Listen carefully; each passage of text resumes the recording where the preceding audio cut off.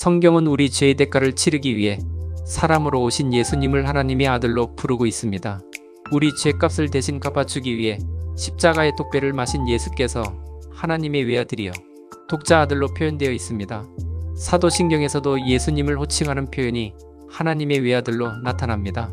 우리가 늘 습관처럼 암송하는 사도신경의 기록은 다음과 같습니다. 전능하사 천지를 만드시 하나님 아버지를 믿사오며 그 외아들 우리 주 예수 그리스도를 믿사오니 예수님은 어떤 분이셨습니까? 예수님은 성부 하나님과 성령님과 더불어 한 하나님이신 분이십니다. 성부 하나님과 성령님과 동등한 지위와 신격을 갖추신 분입니다. 하나님과 성령님과 능력이나 권능의 차이가 없고 동일하신 분입니다. 예수님은 우주가 생기기 이전 영원 전부터 영원까지 계신 여호와 하나님 되신 분입니다. 세상이 지음받기 전부터 살아계신 하나님이셨습니다. 인간이 창조되기 이전부터 계신 분입니다.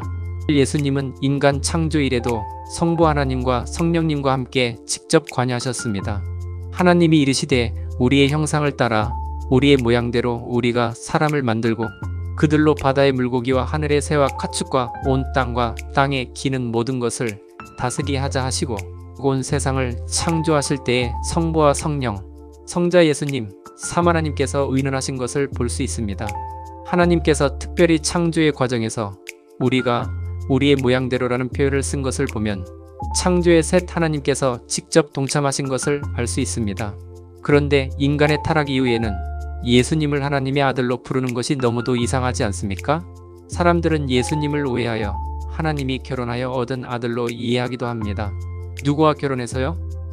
성령 하나님과 결혼해서 말입니다. 그러니까 성부 하나님께서 성령 하나님과 결혼해서 얻은 자식이 바로 예수님이라는 허구 주장입니다. 하나님께서 한 아들만 두셨으며 그 외아들이 바로 예수 그리스도랍니다. 또한 다른 사람들은 하나님께서 외로움을 이기려고 직접 만든 천사로 봅니다. 예수님을 가르켜 그의 친아버지 되신 하나님으로부터 직접 지음을 받은 존재랍니다. 도대체 바른 진리의 가르침은 무엇입니까? 예수님이 누구시기에 하나님의 아들로 호칭되고 있는 것입니까?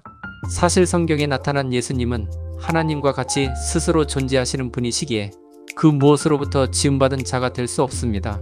어떤 대상으로부터 태어나는 출생이 있을 수 없는 분입니다. 하지만 이상하게도 예수님 자신은 성부 하나님을 향해 아버지 하나님으로 부릅니다. 스스로 자신을 가리켜 하나님의 아들이라고 말씀합니다. 그러나 생각해보세요. 태초부터 두 분이 아버지와 아들의 관계였습니까? 처음부터 두 분이 아버지와 아들의 관계였습니까? 절대로 그렇지 않았습니다. 하나님의 세 분의 신격이 동등하셨고 권능과 영광과 존귀가 동등하셨습니다. 그렇다면 예수 그리스도께서 하나님의 아들이 되신 것은 언제부터입니까?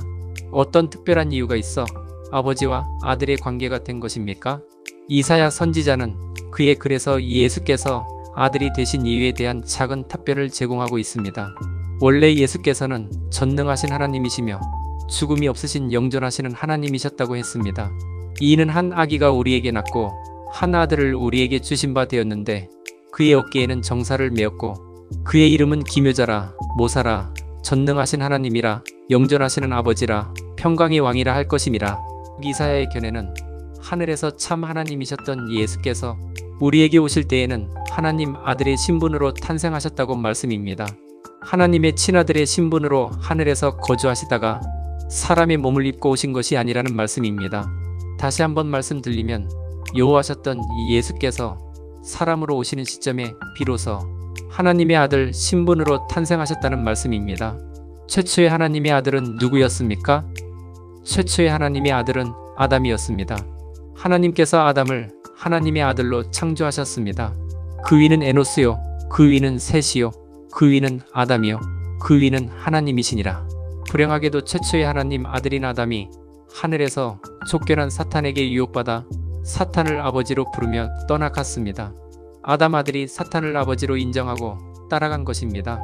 창조한 아들 아담이 사탄을 아버지로 선택하고 부모 되신 하나님을 떠나 탕자가 된 것입니다. 아버지 되신 하나님은 집을 떠난 아들 아담을 찾으셔야 했습니다. 잃어버린 아들을 다시 찾아서 아들의 지위와 신분을 다시 찾아주고 싶으셨습니다.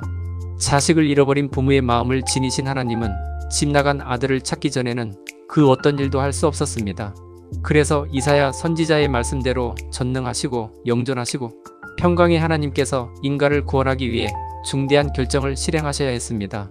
그것은 타락한 아들을 살리기 위해 아들이 잘 보기 어려운 신으로 오지 않기로 하셨습니다. 죄로 인해 영적인 시력을 잃은 아들을 구원하기 위해 아들이 쉽게 볼 수 있는 사람으로 오신 것입니다. 아들의 입장을 고려한 부모의 심정으로 오신 것입니다. 잃은 아들을 반드시 찾겠다는 하나님의 강한 의지의 표명이기 하였습니다. 사도 바울 역시 예수님은 하나님에 의해 만들어진 존재가 아니며 하나님의 몸에서 나온 출생품이 결코 아니라고 말씀합니다. 오직 그가 아들 사람으로 오신 이유는 구원받아 하늘 백성이 될 사람들과 한 가족이 되기 위함이라고 말씀합니다. 하나님을 한 아버지로 모시고 영생 얻은 사람들과 동일하게 하나님의 자식 신분으로 살기 위한 예수 그리스도의 사랑으로 말씀합니다. 하나님이 미리 하신 자들을 또한 그 아들의 형상을 본받게 하기 위하여 미리 정하셨으니 이는 그로 많은 형제 중에서 맏아들이 되게 하려 하심이니라. 거룩하게 하시는 이와 거룩하게 함을 입은 자들이 다 한 근원에서 난지라. 그러므로 형제라 부르시기를 부끄러워하지 아니하시고 즉 전능하신 예수께서 하나님으로 오시지 않고 아들로 오셨다는 것은 인간을 향한 사랑입니다.